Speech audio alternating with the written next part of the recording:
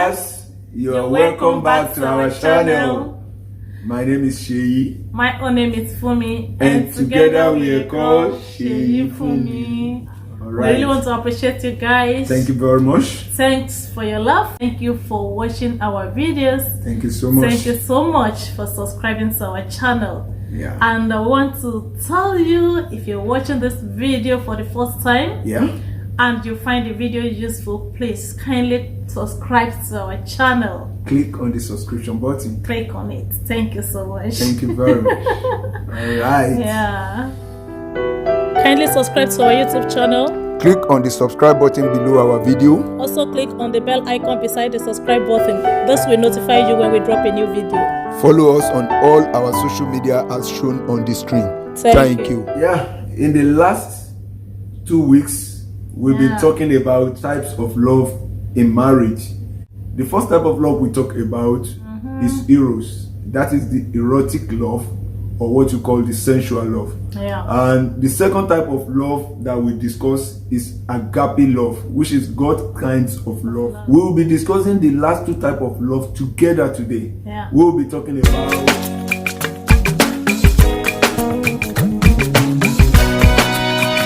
the friendship love, although we will not be talking much about it. We've really dealt with it during our previous video, friendship in marriage. And that type of love is what is called philia. But today, we'll be focusing more on the fourth type of love that we call stoic, which is the kind of love that a parent feels for a child and vice versa, what a child feels for a parent. Such kind of love cannot be neglected in marriage, because this is the kind of love that will start setting in once you start having children in marriage. There's some parents that when they start having children, you know, they start focusing more on the children than their spouse. For some women, let me use women this time around, they put much of their attention on their son. You will start hearing them say male-female bonding. I think the male-female bonding. You start hearing a woman calling her son Olowori me, Oko me, you know, and my head, like my head. I've heard of a situation where a man is jealous, and he was asking the wife that, why is he your husband? Why are you calling my son your husband? So between me and him, who is your husband? You know. So, and for men, there are some men that really show affection. Like call it affection. I think show more affection. They give their daughter more attention.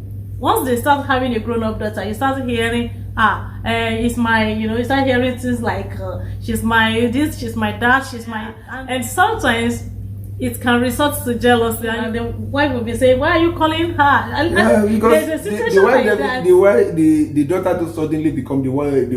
Become everything. Every word revolve around. Come and pet my, you know, come and do this, come and do that. There are some things that your wife's supposed to do, and you start giving those things to you, like come and massage my back, come and do this for me. You know, there are some things that it's not even really, you know, you know what I'm trying to say, Honey, that it shouldn't be. Call your wife, that's how I do it. It's part of bonding.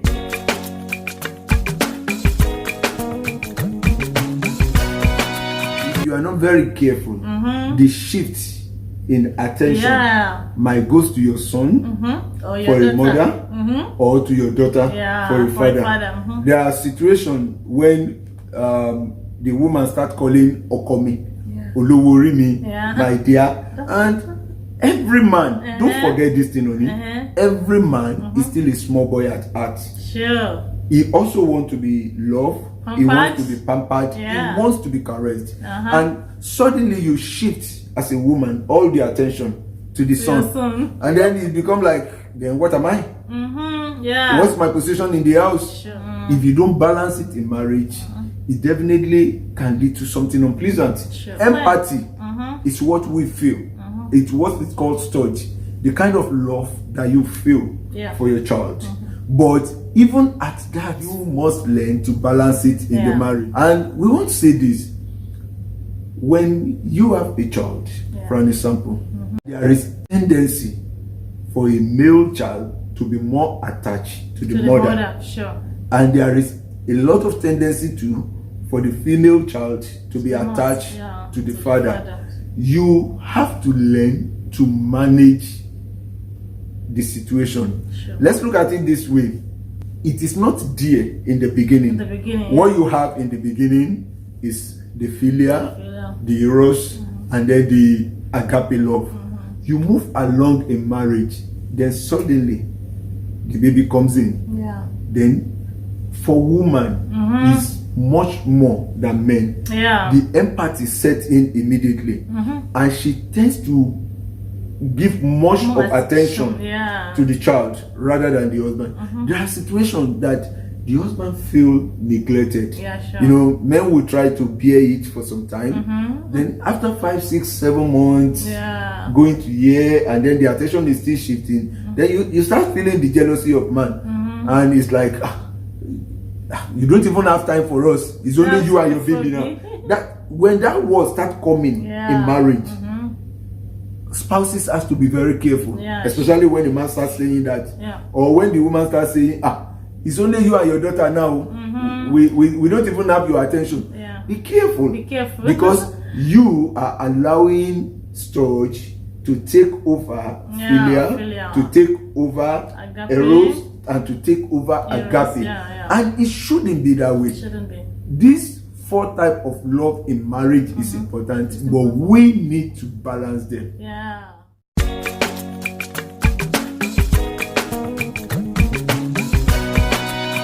For spouses out there, like my husband said, learn to value one another when the children start coming in. If you don't do that, you will be causing a lot of issues in your marriage, and you will be passing some messages to the children, which is not supposed to be, because they are learning from you. They are learning like, oh, how should my marriage be? This is how my marriage should be, because they are looking at you as their role model. For example, maybe the husband is shifting attention to the daughter more than his wife as a father in the house, and the daughter will be noticing it that, okay, when I get married, I should put the attention on my children more than my husband. You know what I'm trying to say? So you have to be careful how you shift attention to your daughter. So you're passing message to them, so she will like believe in her heart that I should put attention, I should focus more on my child more than my husband, which is not right. And which is not right. Otherwise, too, when you start shifting the attention to your son is learning. And that's why you see some son, they get too much attached to their mother. They cannot focus on their wife. Some daughter get too attached to their father, that's what I'm saying. and they can't focus on their husband. On their husband. These children are learning what marriage looks like from you. Irrespective of how much you are attached to them, your primary attention should be to your wife.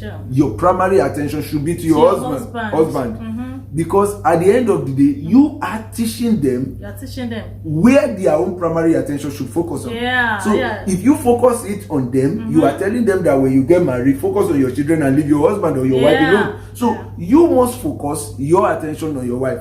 Take for an example, your children is learning what marriage is like from you. Then let them learn from you that your wife is very important. You know, only something happened of recent. I know you and the girls were playing in the house, and they was like, who is the most beautiful? And you gathered together, I don't know, but later on you just called me and said, okay, honey, come and be the judge. You called me that, okay, I think they called me. They called me that I should come and be the judge. And what am I going to judge? Who is the most beautiful between you and the girls? So I look at it. Most beautiful. Of course, I look at it and I smile. I said, of course, the most beautiful is my wife. I say, oh, daddy, we know that is what you are going to say. They should know that your children are learning marriage and what marriage should look like from you. Like my daughter is coming to me now. Daddy, so when I grow up, who am I going to marry? Why is she thinking about marriage as at this time? Because she found marriage interesting. She found marriage beautiful, and she thinks, okay, so if marriage is like this, I can't wait to get into it. What are you making marriage to be? To your children. To your children. What are you portraying to them? How are they seeing the love of what God? are the footsteps you are putting down for them to follow? You are the pathfinder for them. You are the role model. The role model for them. So if you don't lay good example to them, they are not going to enjoy marriage. And that's why they must learn from you that touch is necessary, but it should not hinder sensual love. It should not hinder agape love, and it should never hinder the philia in your marriage.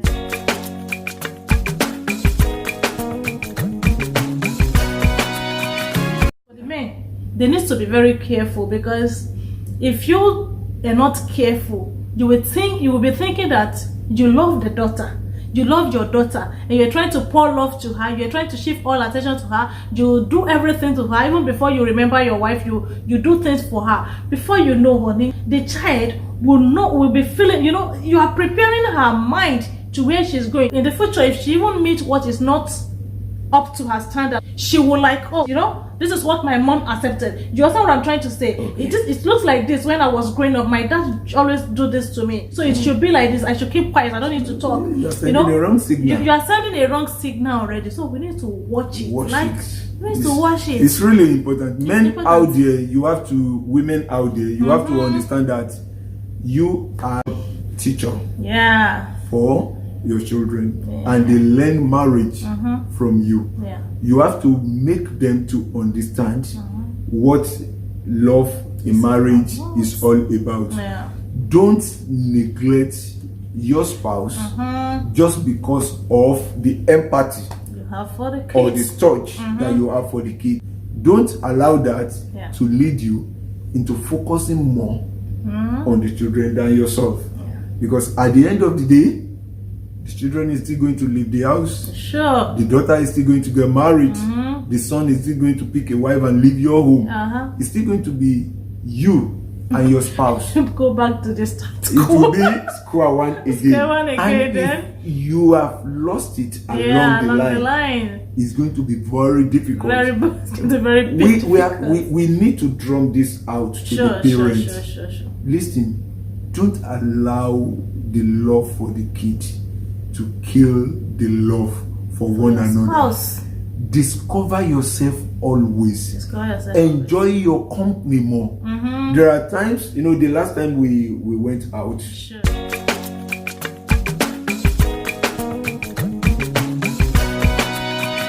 the kid was like, we want to go with you. I said, no, it's me and my wife. So, but daddy, why? Well, that's it.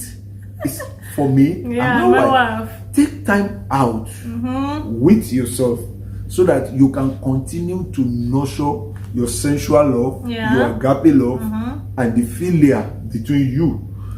Despite the fact that the storage is there. So don't allow the storage to kill the love that is in the marriage. Don't even allow it to override. Not talking of killing. Don't allow it to override it, because if it does, it's going to have an effect on the marriage. Be careful.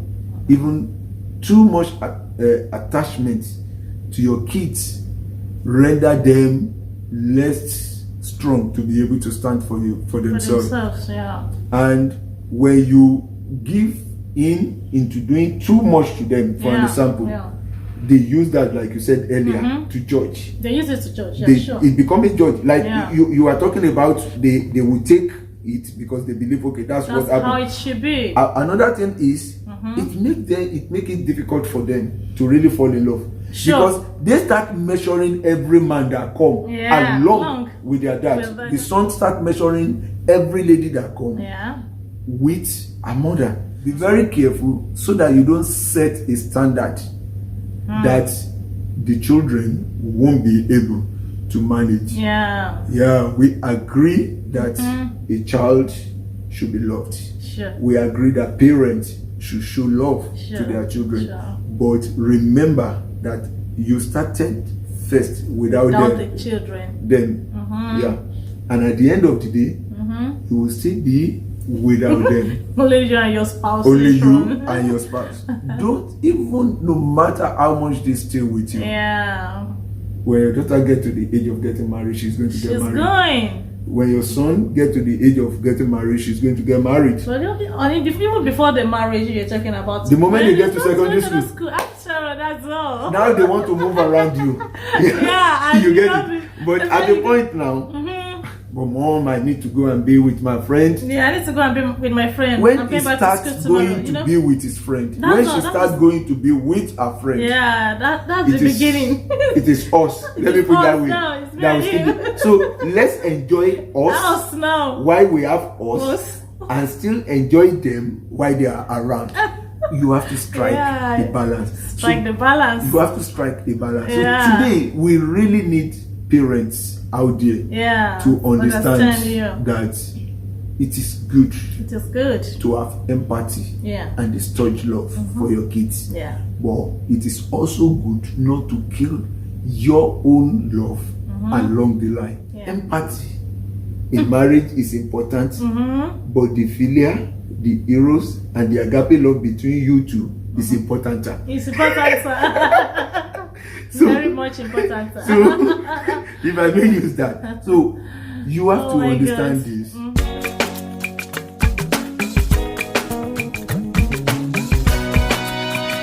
matter how it is, philia keeps you going. Yeah. Even when sensual love or eros start dying at old age. Yeah. Agape love keep the marriage going even when you are in disagreement and you don't feel like talking to one another. You dig deep into the love that is without condition to allow the marriage to continue going. And the staunch love is very important because you need to give it to the kids so that they can pass love to the children that they will also bear in future. But like we said, don't allow the empathy you feel for the kid to kill the love you have for one another. Right. So guys, this is how far we can go this week. Of course. And until next week, Sheyifumi is saying thank you. We love you. Bye. Yeah.